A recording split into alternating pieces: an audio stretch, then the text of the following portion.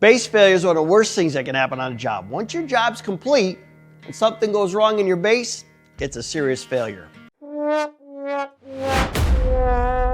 I want to dive in this week on 3 different areas that I've seen in the last 40 years that have been a problem, and I want to help you to resolve.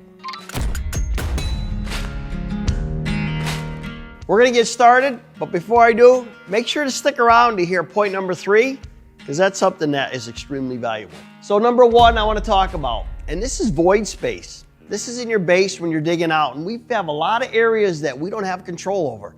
And one area that I found to be the biggest area of issue is around pools.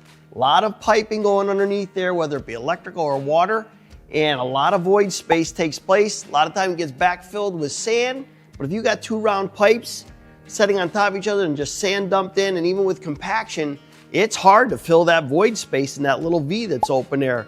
So we developed the Aquapacker, which has been a tremendous tool for being able to infuse water into your base. And that again mixes your water, your silts, your sands, kind of makes like a slurry mix. And then once that water dissipates, it pulls that soil down in, leaving you with 95% compacted soil.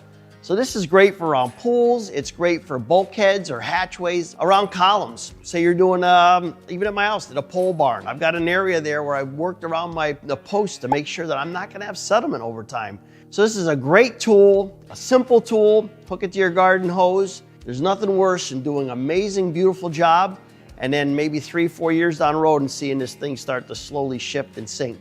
So that can be a problem, and we've learned the hard way over the years. Number 2, I want to talk about the edges of your base. The edges of your base is one of your strongest parts of your build, whether it be a retaining wall or pavers. If that base isn't adequate and consolidated, you're going to get migration and failure. And then again, your paver project is only as good as its edges. We would always dig out a foot past to make sure we have adequate base outside of where we're building. But then the key and the trick that we've learned over time is using a jumping jack. That's a rammer. And again, we're digging out in New England here. We're usually down 10 to 12 inches. We encase the entire base in filter fabric to see daylight. Then we put in our material, whether it be 2940D, the dense grade, or whether it be a number 57 clean stone. And we take that rammer and we actually, or jumping jack, and we'll actually ram that vertical cut with the stone to pack into that, so that we consolidate that edge. Again, you've got a rough cut on the edge, you've got filter fabric up there. It's easy to get void space, and over time, if that starts to drift or slide off, your edge of your pavers, edge of your wall, it could start to drift likewise. So in conclusion to this matter, proper edge compaction, proper edge restraint, these 2 components work extremely well to keep your edges flawless. This last one is something that is extremely important, and we had to learn the hard way several times over. And that is having the right clause in your contracts to cover yourself in case you hit foreign matter when digging. And what I mean by that, you can be digging, all of a sudden you hit stumps, you hit a big hunk of ledge, you hit a big boulder. There's all these things that can come into play that you really have no control over. So you have a signed contract, and these folks are super thrilled about having you on their job site, and you start digging. And I can give you a story.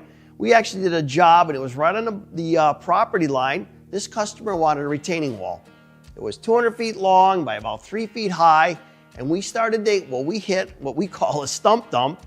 And again, being on the property line, a lot of times when the builders build a full development, that's where they'll bury their stumps, right on the property line, because they figure nobody's gonna be building anything there, because you can't build physically 20 feet on either side of that, any kind of structure.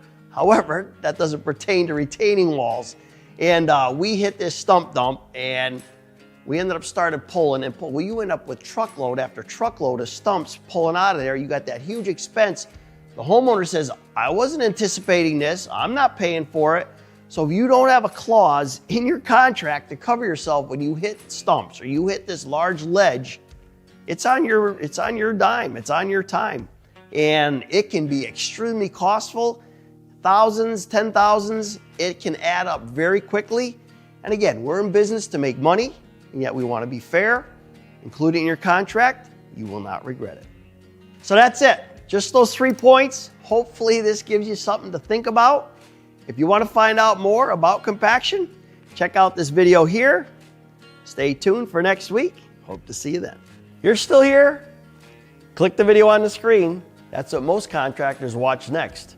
Look forward to seeing you next Friday for our tip of the week.